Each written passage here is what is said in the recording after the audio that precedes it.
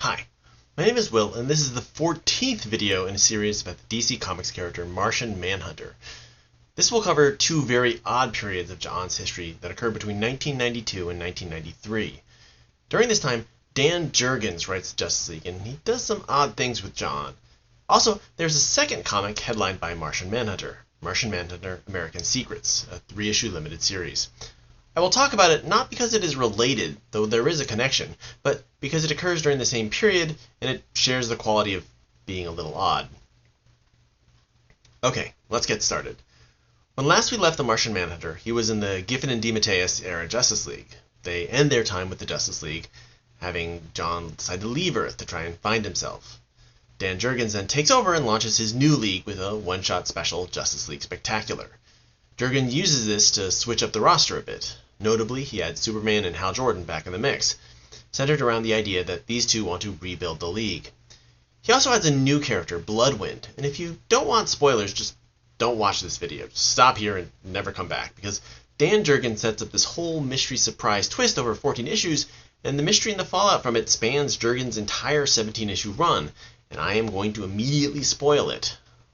Okay, everyone gone who needs to be gone? Ready for the big spoiler? Here it comes. The new character, Bloodwynd, is secretly Martian Manhunter. The core story is that there is a real Bloodwynd that John tries to help, but instead of helping him, John ends up taking Bloodwynd's place.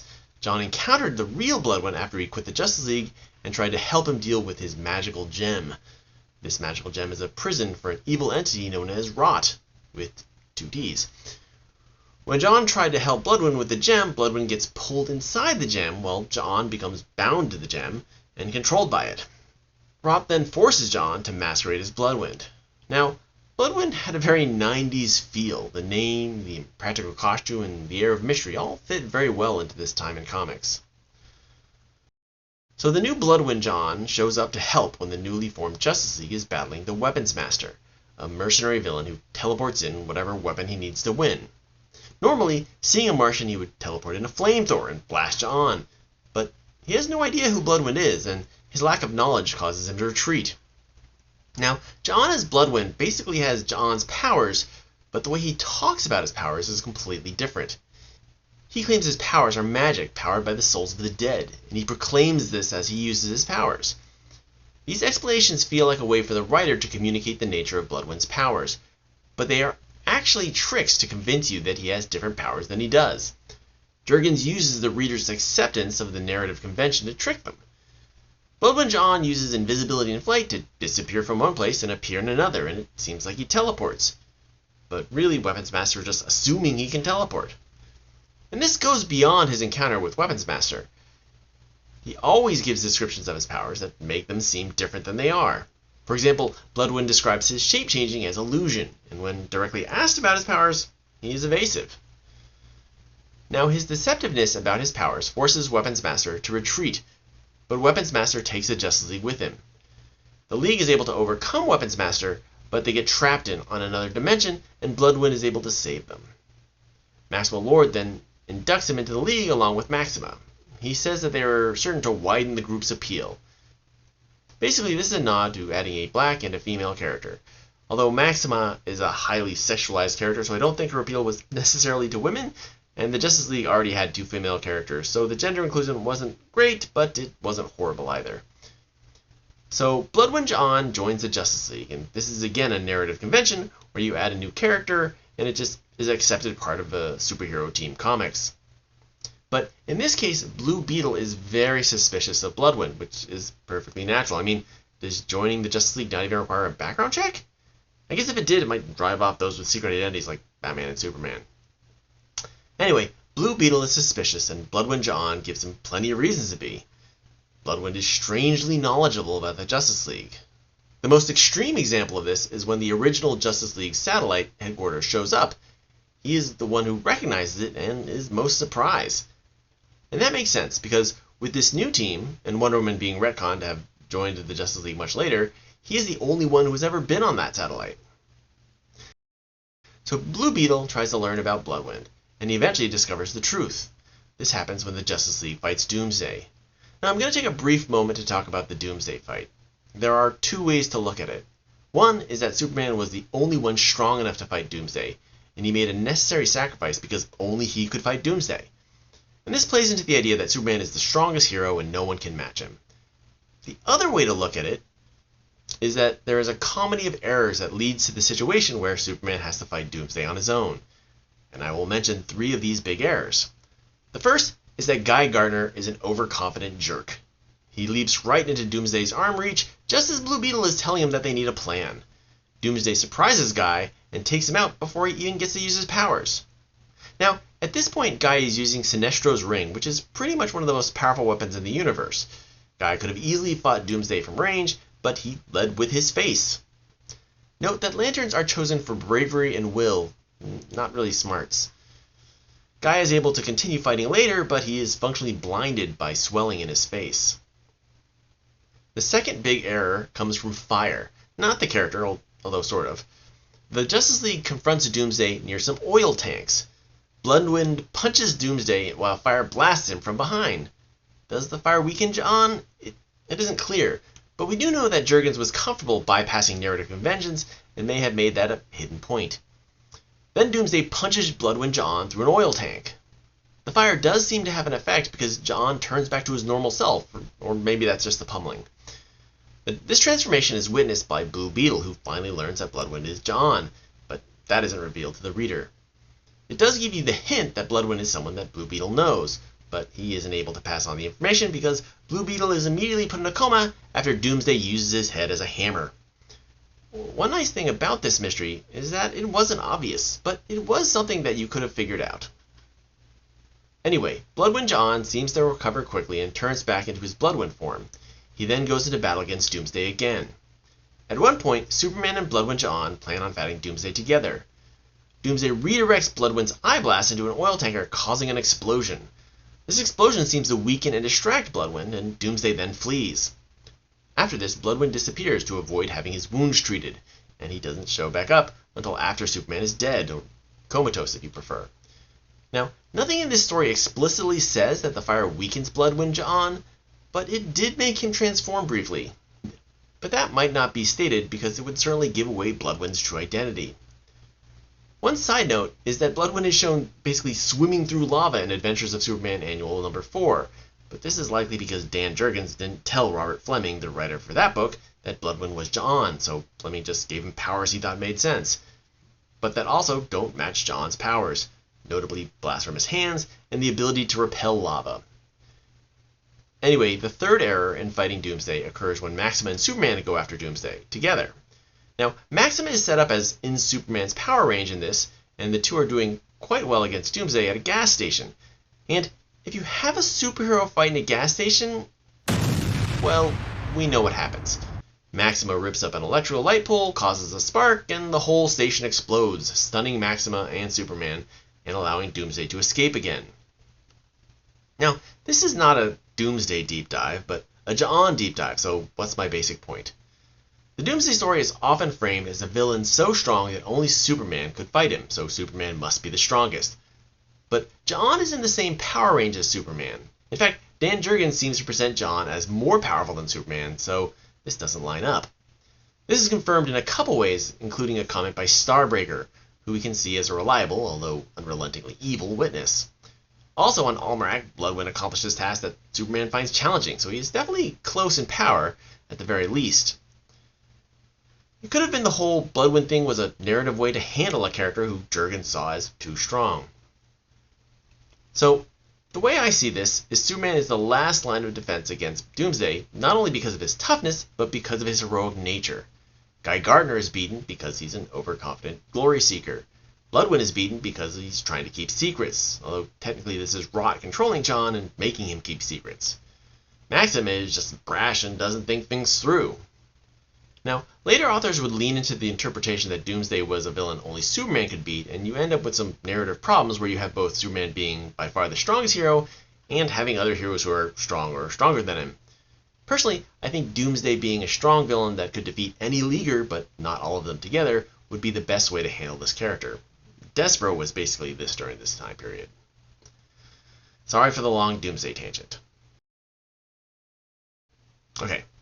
Blue Beetle's suspicions are put to an end when he is put in a coma by Doomsday. But after this event, the Justice League adds some new members, including Black Condor, who takes Blue Beetle's role as being the person suspicious of Bloodwynd. This suspicion doesn't really go anywhere, because soon after Black Condor joins, you get the story Destiny's Hand. In this story, Dr. Destiny creates a dream universe with an evil version of the Justice League that has become overzealous in the hunting of criminals. You get the first evil version of Ja'an, and you get the good view of just how powerful Ja'an is in Jurgen's view. Evil Ja'an easily defeats Sinestro and Star Sapphire. He breaks Sinestro's arm and completely vaporizes Star Sapphire. He also directly states that he is more powerful than Superman. Later, when the real League shows up, he instantly takes out Guy Gardner and Ray by surprising them while invisible.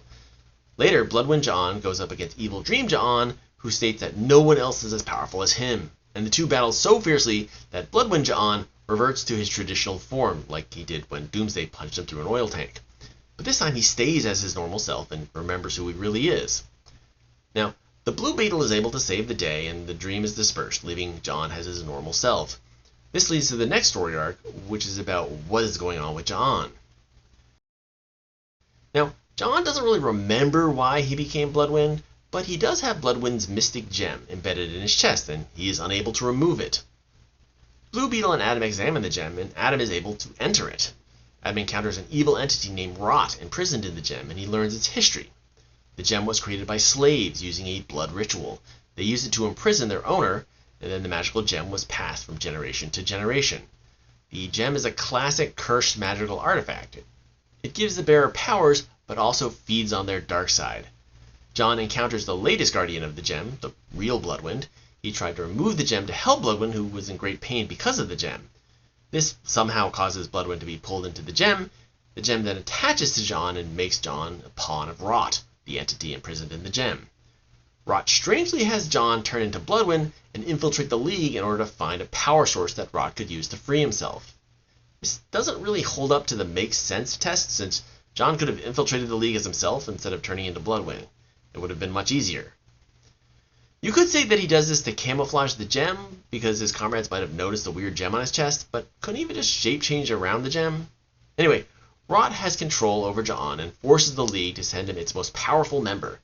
They all assume it's Ja'an, but Rot wants Ray, and this was part of a plot about how Ray was actually incredibly powerful.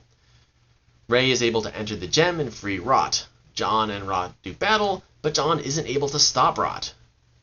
Inside the gem, Adam and Ray find the real Bloodwynd, and he is able to guide Ray in pulling Rot back into the gem to re-imprison him. They then leave the gem, and the Martian Manhunter is fully returned to normal. And this is where Dan Jurgens' run ends. Now, one likely reason for the inclusion of Bloodwynd was diversity, equity, and inclusion. Bloodwynd is a black character, and he helped address the DC Comics diversity problem. This problem comes from the company's history. A lion's share of DC's most popular characters are from the 40s, 50s, and 60s. During this time, diversity, equity, and inclusion weren't really things, and a black middle class with purchasing power could be most generously described as in its infancy. So during this time, there are barely any black superheroes. This wasn't because the employees of DC were racist, although some of them may have been, but rather it was because they were selling to a racist society. Jim Shooter wanted to include a black character in 1966, but he was shot down because editors felt that the book wouldn't sell in the South.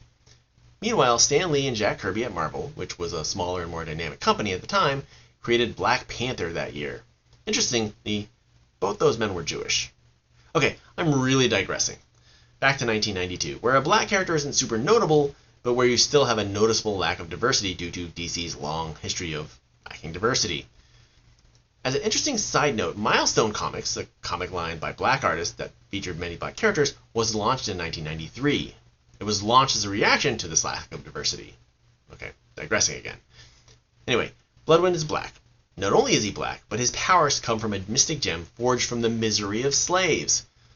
The slaves used it to imprison a cruel slave owner who eventually turns into the villain Rot. So Bloodwynd's origins and powers are very tied to this piece of black history. Now, Ja'an's connection to the African American experience is an interesting part of the character that gets developed more over the years, and more in live action than in the comics. Anyway, beyond the slavery-focused origin of Bloodwynd, the race doesn't really enter into the story much.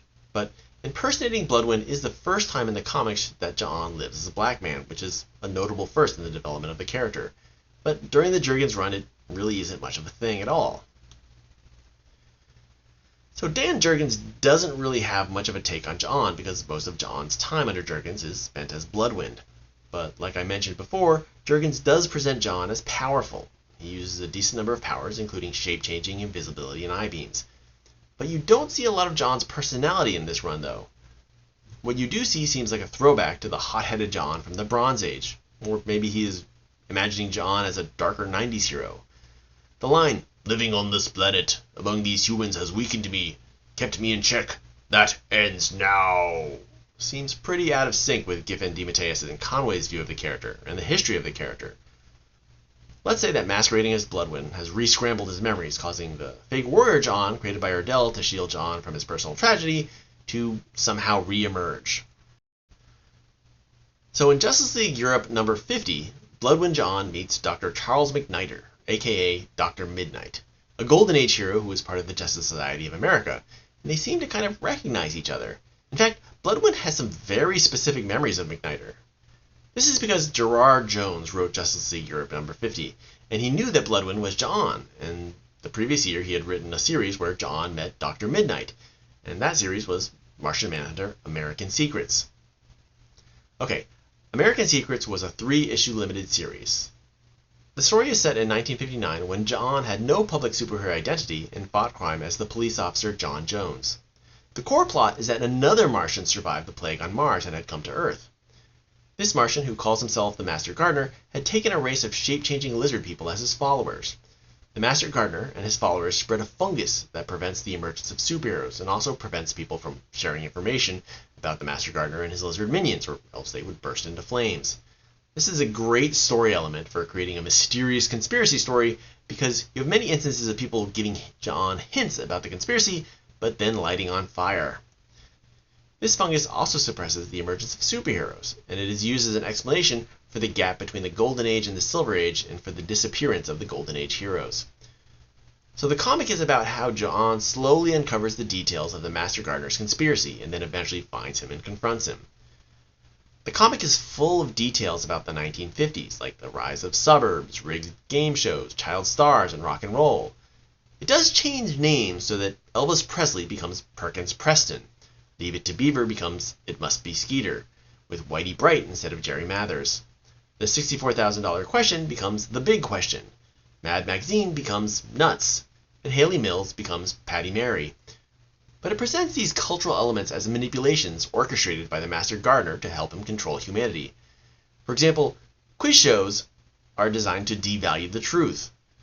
Gerard Jones also uses this idea to fit in a critique of the Senate hearings in 1954 regarding comic censorship. Now, at one point, Dr. Midnight shows up and has a very weird conversation with John. The idea is that Dr. Midnight is trying to tell John about the conspiracy without telling him about the conspiracy because he, and presumably the other Golden Age heroes, have been infected by the fungus. Dr. Midnight knows that John is a Martian and talks in circles while dropping hints about the conspiracy that he is forced to serve.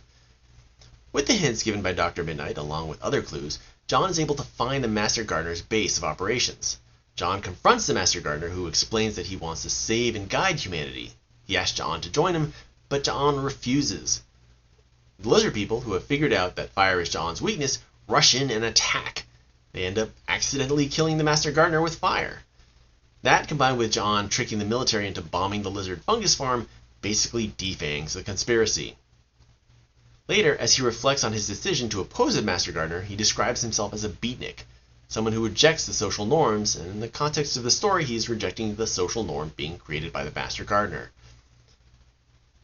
This story borrows a lot from J.M. DeMatteis' limited series that rewrote the origin of John, but it ends up being pretty inconsistent with that story also. The fire weakness being caused by a personal trauma, which was an element of J.M. DeMatteis' retelling, is kind of ignored. This new Martian is killed by fire. Other elements from the first Martian Manhunter limited series are preserved and even expanded on. Now note that this series is set before DeMatteis' limited series, where John discovers his true identity. Despite this, he references the plague and children being burned on a funeral pyre, and John kind of remembers his past in a hazy sort of way. When John talks to the Master Gardener takes on the true Martian form from DeMatteis' series and mentions the plague and the fact that the Martian people are gone. When talking to John seems to accept this and not be confused by it. He states that he knows the Master Gardener's pain and that Mars is dead, but he is supposed to be in a state of denial about this, according to J.M. DeMatteis' previous limited series. At one point, John also changes into his true Martian form, which he wasn't supposed to be aware of. So while the series heavily leans into the origin presented by DeMatteis, it also kind of messes up the story of him discovering this origin. I think Gerard Jones wanted to include a lot of details about John and didn't really think about the timing. For example, he references John's love of Oreos, that he didn't develop until much later when he met Captain Marvel, or Shazam if the name Captain Marvel confuses you. He also references the idea from Secret Origins 35 that John was highly influenced by cop shows. Now, one detail that it expands on from the DeMatteis series is the notion of place.